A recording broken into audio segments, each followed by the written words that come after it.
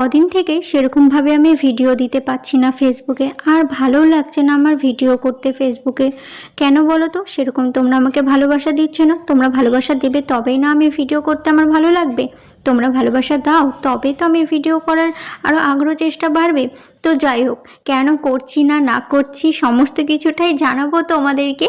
তোমরা বেশি ওয়েট করো না, কিছুদিন আর ওয়েট করে যাও, তার সমস্তই জানতে পারবে আমি ভিডিও সেরকমভাবে এখন ফেসবুকে দিতে পারছি না কেন।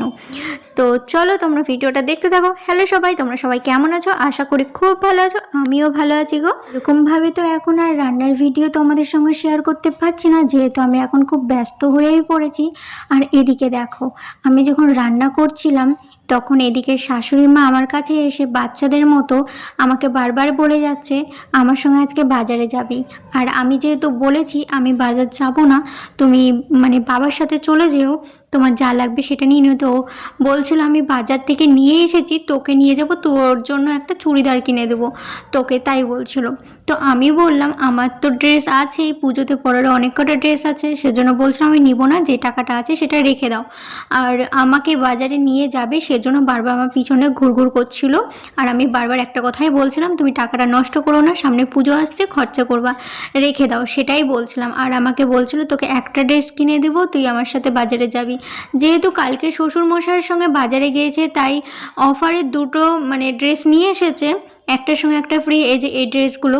তো সেই জন্যই আমাকে বলছিল তুইও চ বাজারে, বাজারে যেই দোকান থেকে নিয়ে এসছে পরমা, সেই দোকান থেকেই আমাকে যেতে বলছিল, সেই দোকানেই।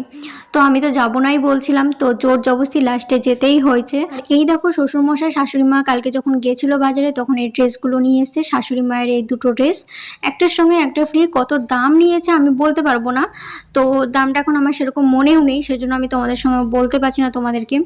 তো দুটোই খুব সুন্দর, তোমাদের কেমন লাগছে অবশ্যই তোমরা কমেন্ট করে জানিও। আমার তো বেশি ওই সাদা ড্রেসটাই ভালো লেগেছে লালটার থেকে, লাল না সামনাসামনি এটা খয়েরি কালার, তো বেশ ভালোই লাগছিল। আর এইটা হচ্ছে পাটিয়ালা প্যান্ট নিয়েছে, লেগিংস নেয়নি। আর যেহেতু শাশুড়িমা মোটা সোটা ধরো লেগিংস পরলে ভালো লাগবে না, আর ওর জন্য পাটিয়ালাই নিয়েছে।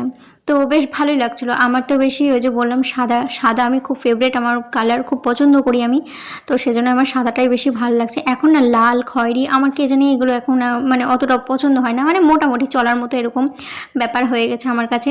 তো সাদাটাই বেশি সুন্দর লাগছিলো আমার কাছে, আর এটা ইউনিক টাইপের নতুনত্ব উঠেছে এখন, খুব ভালো লাগছিলো।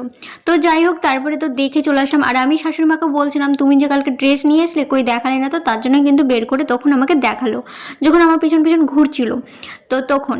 তো যাই হোক, তারপরে তো দেখে নিলাম, দেখে নিয়ে তারপরে চলে আসলাম আবার রান্নাতে। রান্না এই যে সকালকার যেহেতু ঘুগনি বানাচ্ছিলাম, আমি টিফিনে দেব বরকে ঘুগনি মুড়ি নিয়ে যাওয়ার জন্য, তার জন্য কিন্তু আমি ঘুগনিই বানাচ্ছিলাম।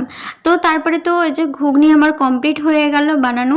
আর কি কি রান্না করেছি সেই সবগুলো তো আমি তোমাদের সঙ্গে শেয়ার করেইছি, তোমরা অলরেডি দেখেই নিয়েছো। আমি ভিডিও করিনি কিন্তু ফটো পোস্ট তো করেছি।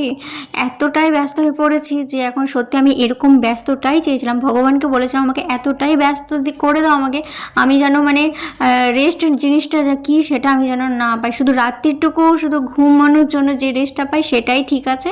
আর সারাদিন সত্যি আমি প্রচণ্ডই ব্যস্ত এখন। যাই হোক, ব্লগটা কেমন লাগলো অবশ্যই তোমরা কমেন্ট করে জানিও। তোমরা ভালো থেকো, সুস্থ থেকো, দেখা হচ্ছে নেক্সট ব্লগে। বাই সবাইকে।